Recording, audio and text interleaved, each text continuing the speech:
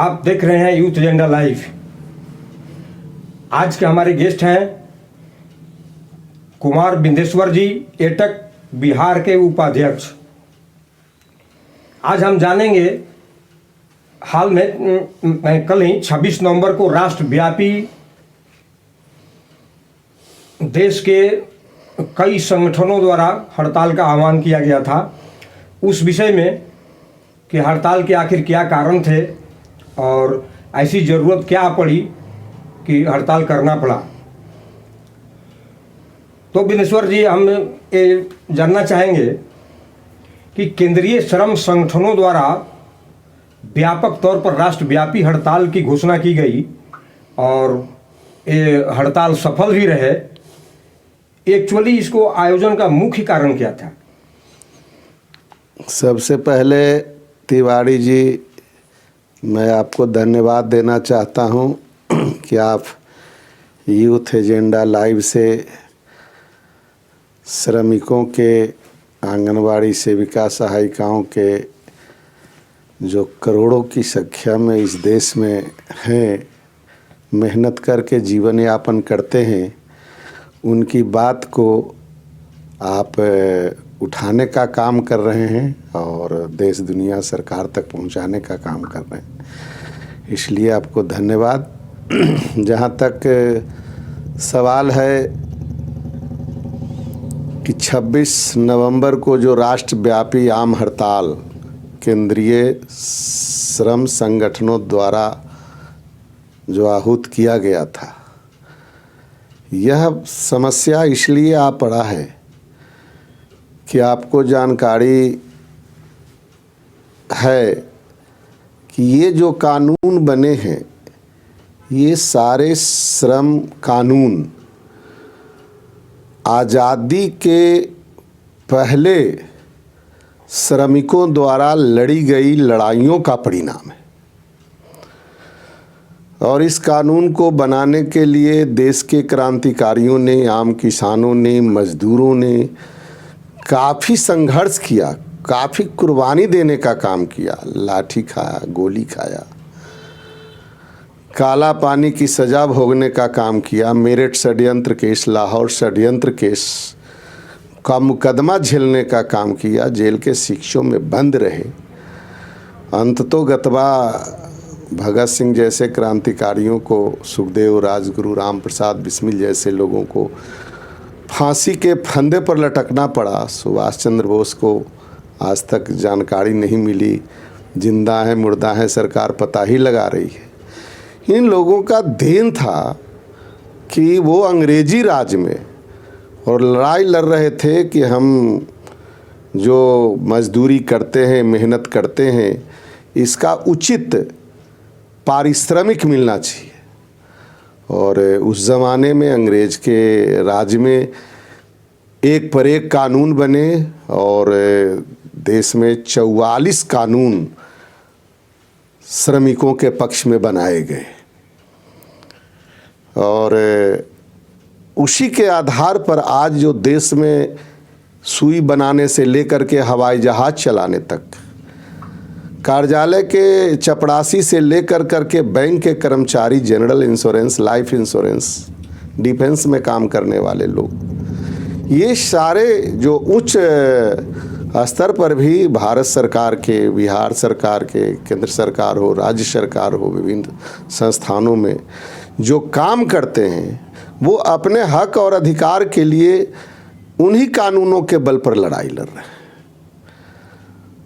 आज भारत सरकार के मुखिया माननीय मोदी जी के राज में वह कानून को समाप्त किया जा रहा है और वो लगातार प्रयासरत हैं।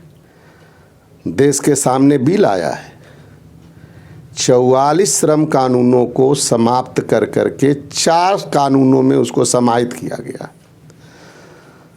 आपको जानकारी होना चाहिए कि देश में जब जब पार्लियामेंट के अंदर नया बिल लाने का प्रयास किया गया है किसी भी शासक के द्वारा, चाहे वो कांग्रेस रीजन में भी हुआ, आप जानते हैं, नई शिक्षा नीति हम उदाहरण देना चाहते हैं, राजीव गांधी के ज़माने में आया था। तो नई शिक्षा नीति जैसे ही आया तो देश के लोगों को लगा, गार्जियन लोगों को भी लगा, बच्चों को लगा, छात्र छात्राओं को लगा कि शिक्षा में कोई आमूल चूल परिवर्तन होने वाला है और इससे आम जनता को लाभ होगा। लेकिन लाभ क्या हुआ?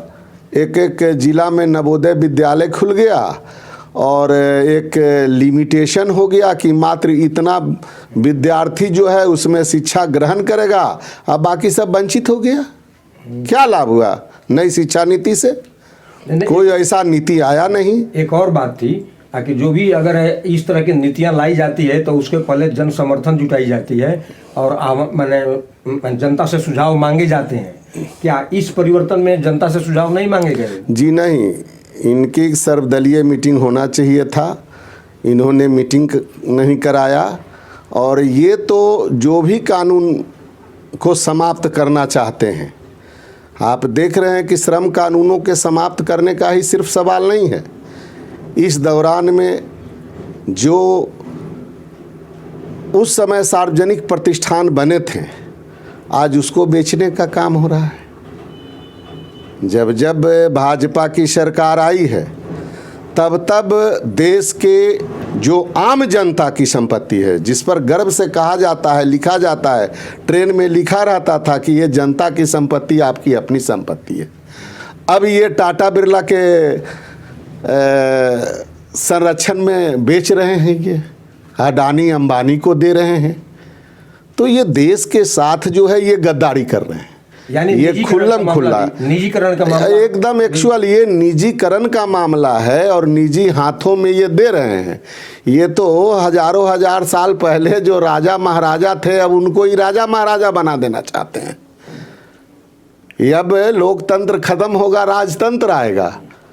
चूंकि जनता का कोई हक अधिकार रहेगा नहीं, श्रम कानून खत्म हो जाएगा, तो आज जो एसोसिएशन बना करके, यूनियन बना करके, संगठन बना करके और विभिन्न, चाहे वो संगठित क्षेत्र के मजदूर हों या असंगठित क्षेत्र के मजदूर हों, सरकारी या अर्ध सरकारी या गैर सरकारी क्षेत्रों के कामगार हों, ये जो संगठन बनाते हैं, यूनियन का रजिस्ट्रेशन कराते हैं, सरकार कानून के तहत उसको मान्यता देती है कि आप अपने हक और अधिकार के लिए लड़ाई लड़ सकते हैं, और उसी पर लड़ाई लड़ती है और कुछ न कुछ सरकार से, मैनेजमेंट से, प्रबंधक से वार्ता होती है और कुछ न कुछ बढ़ोतरी होती है। लेकिन अब वो कानून ही नहीं रहेगा तो सरकार लड़ेगी कैसे? जनता लड़ेगी कैसे? श्रमिक लड़ेंगे कैसे? सरकार उसको मुंह बंद कर देना चाहती है, चुप करा देना चाहती है।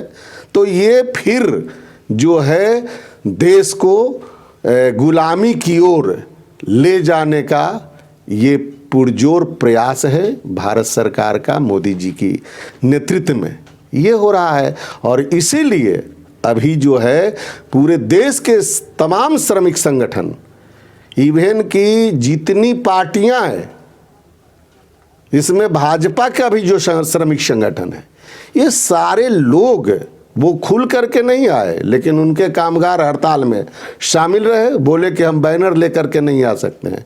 लेकिन कांग्रेस से लेकर के तमाम राजनीतिक दल, कम्युनिस्ट तक, ये जितने भी देश में श्रमिक संगठन है, सेवा संगठन है, ये सारे लोग एक प्लेटफार्म पर हैं।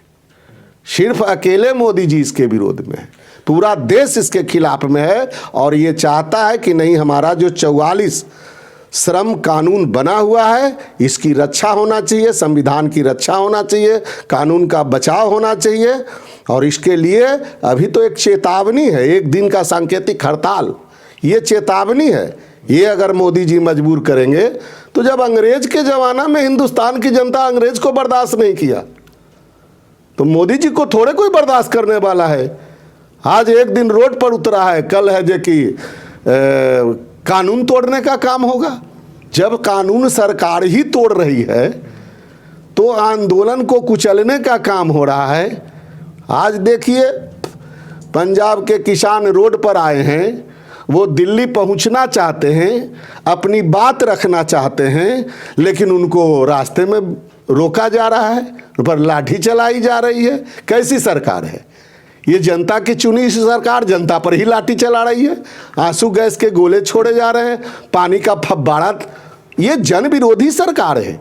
ये सिर्फ देश के जो 100-200 परिवार, अडानी अंबानी, धीरू भाई अंबानी के बेटा अनिल अंबानी और मुकेश अंबानी, टाटा बिरला, डालमिया, रोमानिया, मफतलाल, थापर, किर्लोस्कर, सिंघानिया जैसे ये कॉरपोरेट घराना मात्र हैं। इनकी चाकरी, इनकी चाटुकारी मोदी जी कर रहे हैं और इन्हीं के पैसे से ये जीत करके आए। आपको जानकारी होगा कि पहला मंत्रिमंडल में जब शपथ ग्रहण मोदी जी कर रहे थे तो आज़ादी के बाद पहला यह मौका था कि कोई कॉरपोरेट घराना का आदमी शपथ ग्रहण समारोह में बैठा था। उसी समय हम लोग को लग गया कि यह देश तो बिक जाएगा, इसको बेचने से कोई नहीं बचा सकता है। और आज आप देख रहे हैं दिल्ली के स्टेशन से लेकर के और कानपुर और इलाहाबाद, ये सारा स्टेशन बिक रहा है, ट्रेन भी बिक रहा है।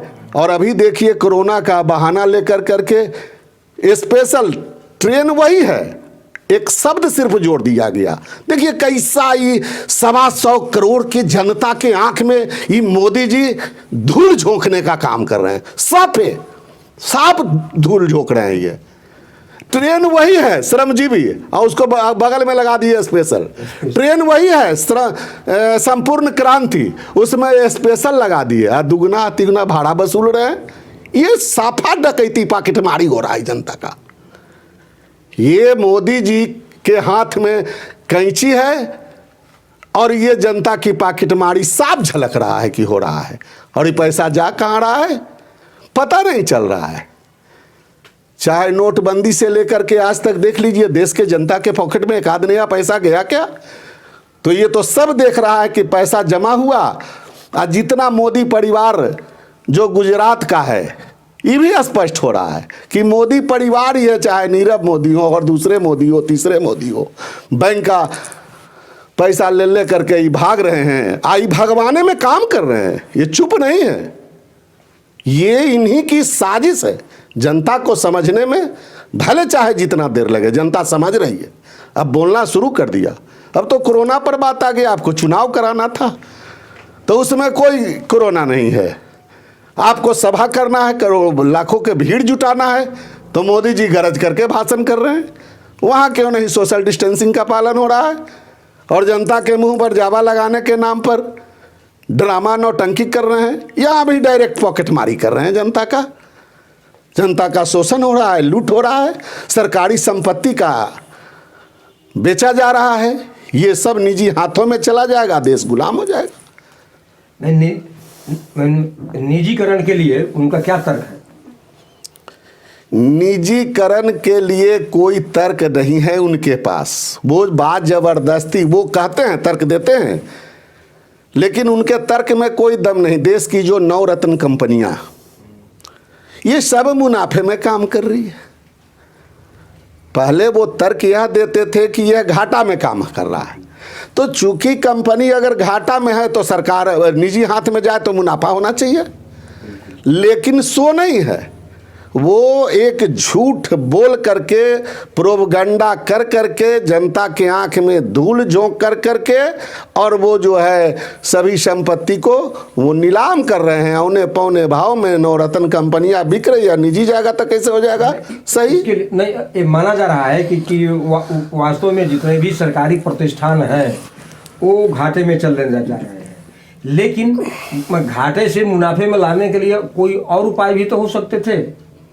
निश्चित ये उपाय तो नहीं है कि हमारे मैंने सिस्टम को ही बदल दें। नहीं, पहले तो हम यहाँ यह कहना चाहते हैं कि वो जो घाटे की बात बोल रहे हैं यही सफ़ेद झूठ है। हम यहाँ ये दृढ़ विश्वास के साथ बोल रहे हैं, कहीं कोई घाटा नहीं है, सब मुनाफा है। लेकिन यहाँ जो भारत के संविधान में 2 तरह की जो नीति बनी, सरकारी और प्राइवेट, यही जो है लूट का साधन हो गया बड़े पूंजीपतियों के लिए, धन्ना सेठों के लिए, कि श्रम का शोषण होना है।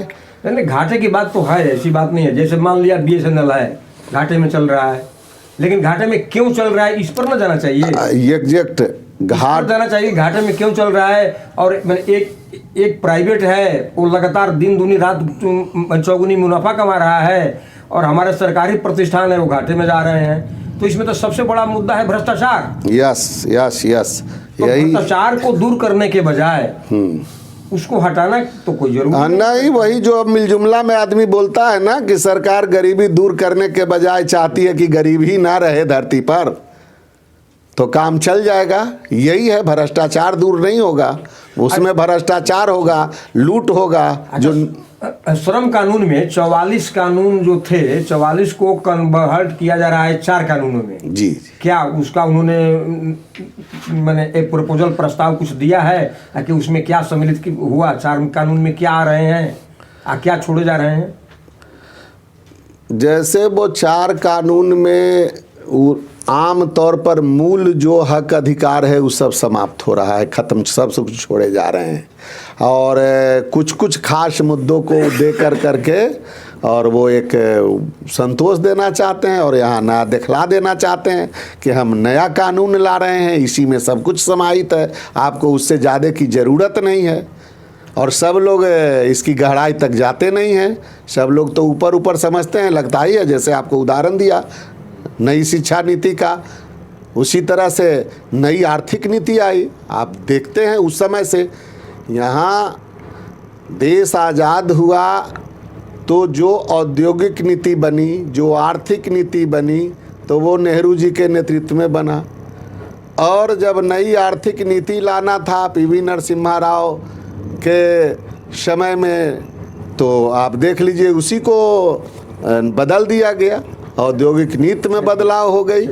तो ये तो बात हो रही है कि देश स्तर के सारे श्रम संगठन मैंने ये आंदोलन कर रहे हैं, हड़ताल कर रहे हैं जी जी, कि उनके हक को मैंने संरक्षण का अधिकार छीना नहीं जाए जी। लेकिन जो असंगठित मजदूरों की समस्या है वो सबसे बड़ी समस्या है कि उनका तो कोई कोई सरकार उन्हें टेम्पोररी बहाल करती है, जब चाहे हटा सकती है, जब चाहे कर सकती है। इस पर क्या बात हो रही है? देखिए, इस पर तो और ही उनकी स्थिति बदतर है।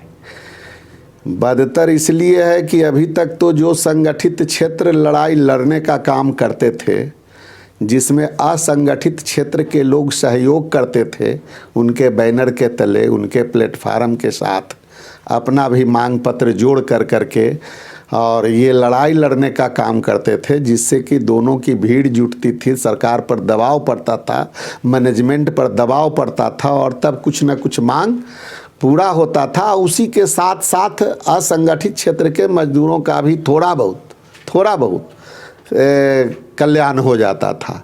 लेकिन अब इनके साथ तो वो भी परिस्थिति नहीं रही। अब तो आपको बता दें कि 2005 में जो हमारा यूनियन का रजिस्ट्रेशन मिला, उसके बाद से जैसे आंगनबाड़ी का आज तक कोई रजिस्ट्रेशन बिहार में नहीं मिला। तो रजिस्ट्रेशन ही नहीं मिल रहा है, ये समझने की बात है। आम लोग इसको कहाँ समझ रहे हैं? आम लोग तक ये बात जाती नहीं है कि हाँ, ये भीतर का मामला क्या है, अंदर का मामला क्या है। लोग तो आज भी नया नया संगठन बनाने में मशगूल हैं, लेकिन उनको सरकार रजिस्टर्ड नहीं कर रही है अभी तक। उसके बाद से रजिस्ट्रेशन नहीं मिला है किसी को। तो यूनियन को, संगठन को रजिस्ट्रेशन ही नहीं मिलेगा तो आंदोलन करने का ही हक नहीं होगा।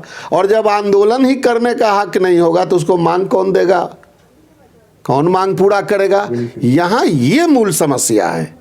और इसलिए आज देख लीजिए कि चाहे नीतीश बाबू के राज हो, तो जितना हुआ उस समय से न्याय मित्र, शिक्षा मित्र, देखिए शब्द का कैसा प्रलोभन है। शब्द का प्रलोभन है कि वो और टोला सेवक वगैरह वगैरह करके दर्जनों, जो जबकि इस पर हाई कोर्ट और सुप्रीम कोर्ट ने कई बार भारत सरकार को और बिहार सरकार को भी, मतलब केंद्र सरकार को और राज्य सरकार को भी फटकार लगाने का काम किया कि सेम पोस्ट पर एक काम के लिए एक टीचर को 75,000 है, एक टीचर को 7500।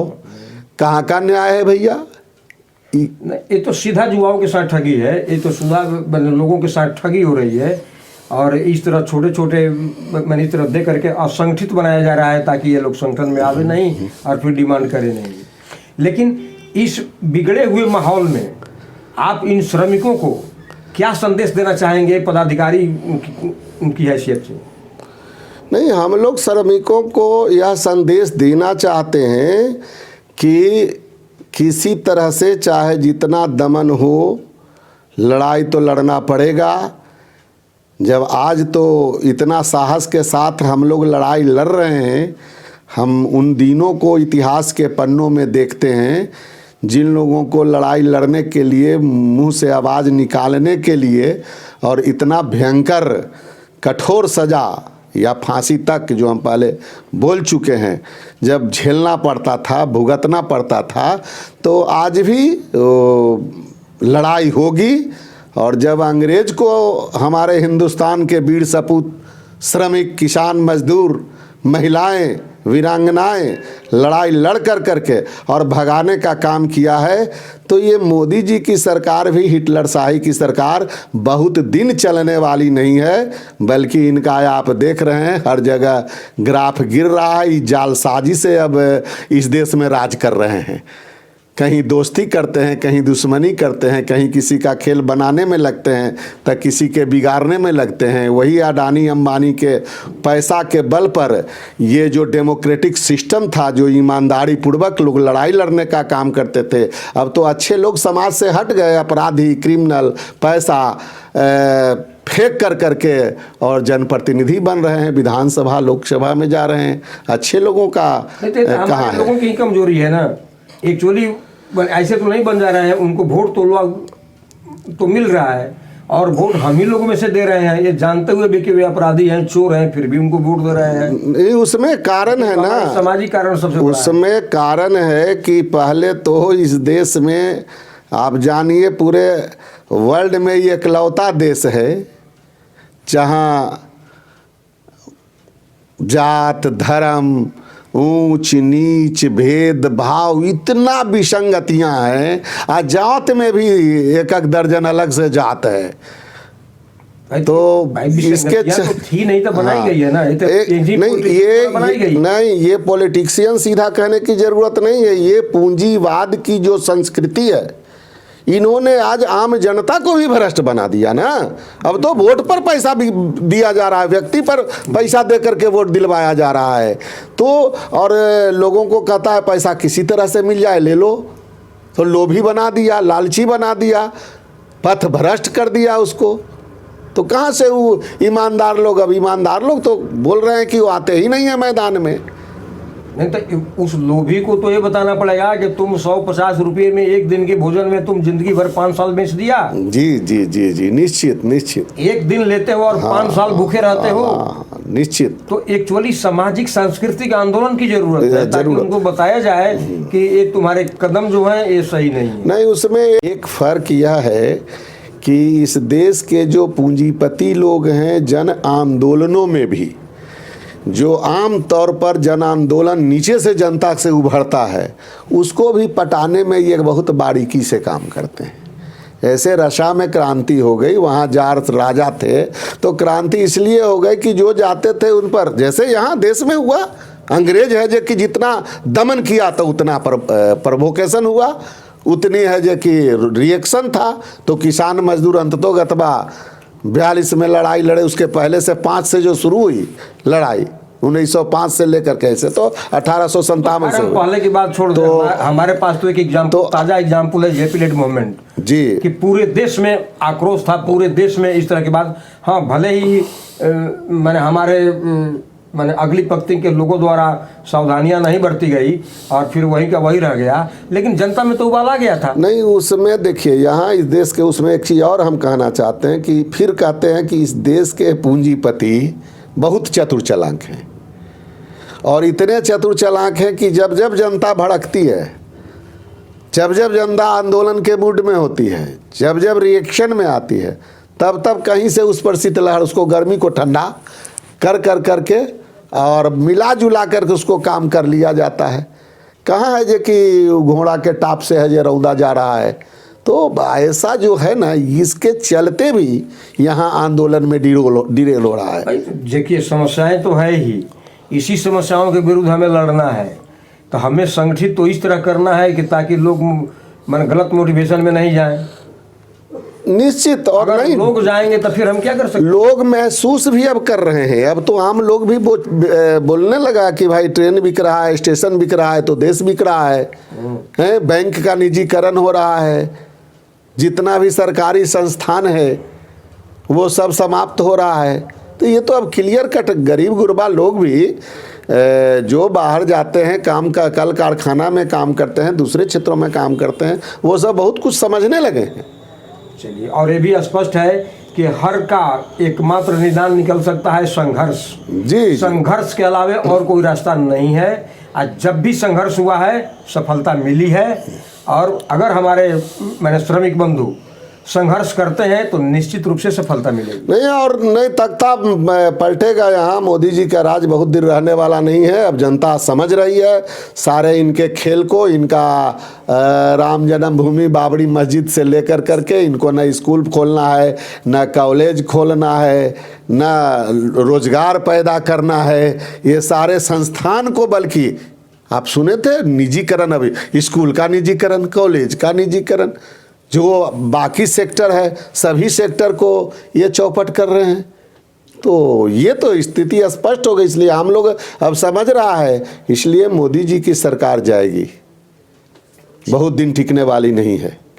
और श्रमिक लोग अब सावधान हो गए हैं। और इसी कारण है कि पूरा देश का श्रमिक एक दिन के आंदोलन कर करके इनको चेतावनी देने का काम किया है कि मोदी जी संभालना है तो संभल जाइए, नहीं तो क्रांति तो यहाँ जब जब परिस्थिति पैदा हुआ है तो हिंदुस्तान की जनता क्रांति करती रही है और सत्ता व्यवस्था परिवर्तन करती रही है। बिल्कुल, धन्यवाद।